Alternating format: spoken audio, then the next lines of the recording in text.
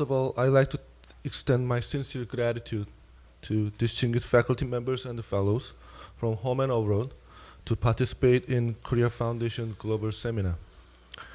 As general public becomes a bona fide actor of diplomacy, the importance of the public diplomacy has rapidly increased. Nations are now competing with one another to maximize their national interests even in the realm of public diplomacy. However, if we regard public diplomacy as a practice to promote parochial national interests, another area of conflict and competition would arise in diplomatic relations among countries. We definitely need more collaborative discussion on the direction of public diplomacy as a means to promote the global public good, go beyond the interests of individual nations. I believe there is an affinity between middle powers and public diplomacy. Many middle powers have been the active promoters of the public diplomacy. We all know that the public diplomacy practice of many middle powers take on humanitarian, moralistic, and peace-loving aspect so that they can gain a certain degree of leverage in international relations. Thus, the more middle powers play this role, the higher their chances of being respected by global society and better known by global citizens. Distinguished guests, the Korea Foundation is the leading institution for promoting public diplomacy in Korea. Recently, Korea Foundation gives more attention to programs which make Korea as a responsible middle power serving the global public good. For example, the issues or themes of the Korea Foundation Global Seminar since 2011 have included natural disaster management, sustainable development and green growth, global economic governance, vision and knowledge sharing on political and economic development, and multiculturalism. For the Korea Foundation to do better in carrying out its mission to help Korea become a responsible middle power, we have come to realize that we need partners who share values and principles with us. We need middle power partners with whom we have mutual trust and common interests and hope to forge a coalition to better serve the global public good. With these objectives in mind, the Korea Foundation has invited over 50 practitioners and experts in the field of public diplomacy from 24 countries to explore the options of a collaborative public diplomacy for this 3-day seminar. Distinguished guests, this kind of seminar is also well suited for making new friends and expanding our personal networks for future communication and collaboration on matters of our concern. I believe that this seminar can become a cooperative mechanism for middle power public diplomacy as well as an enlightening experience for all participants.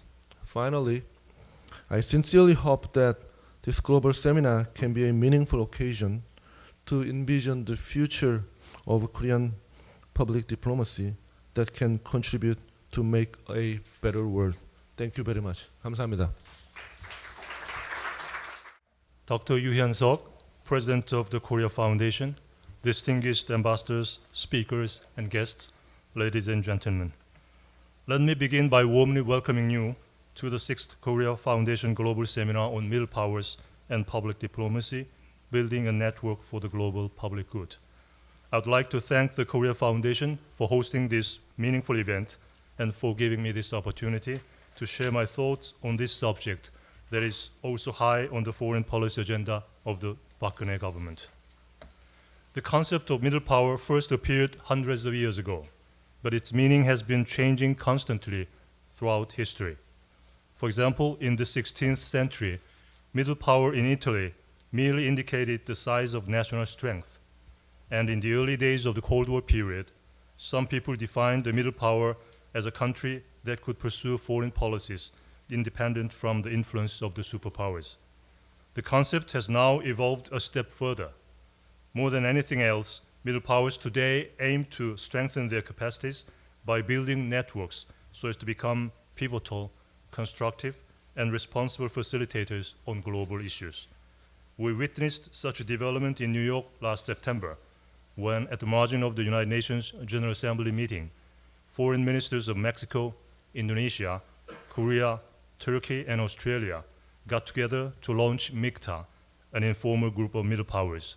At the first meeting, foreign ministers of the MICTA countries agreed to get together on an ad hoc basis, taking advantage of major international conferences, and share their views on and seek wherever possible creative and constructive solutions to common global challenges, such as poverty eradication, climate change, environment, and terrorism.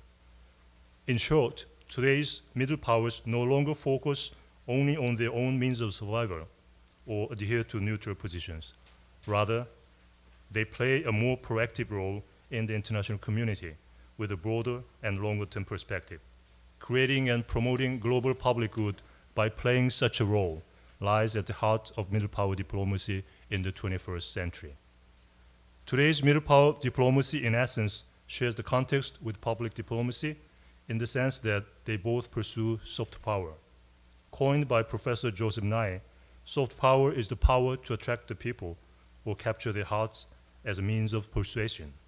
This differs from hard power, which entails coercion or payment. Middle powers are striving to expand their solidarity with the international community by making use of their soft power based on goodwill. The power to attract the global audience stems from 3 C's. I mean creativity, credibility, and capacity. These are the very virtues of middle power. The launching of MICTA last September symbolizes the emergence of networking among middle powers in the history of international politics. However, the significance of their existence will soon fade away unless the international community finds them reliable or attractive. As for public diplomacy, it has generally been used as a tool of foreign policy to improve a country's image. But today, to strengthen their appeal, middle powers need to work together in the area of public diplomacy as well. I'm confident that by pursuing a joint public diplomacy, the creativity, credibility, and capacity of middle powers will earn greater trust and affection from the international community. Distinguished guests, ladies and gentlemen, Korea's new government under the leadership of President Park is seeking a more systematic and productive middle power diplomacy. Let me elaborate on our middle power diplomacy using 3 prepositions, as, for, and with, which indicate qualifications, objectives, and partners respectively. More precisely, as a middle power, where does Korea stand? What can it work for? And with which partners it should or could collaborate?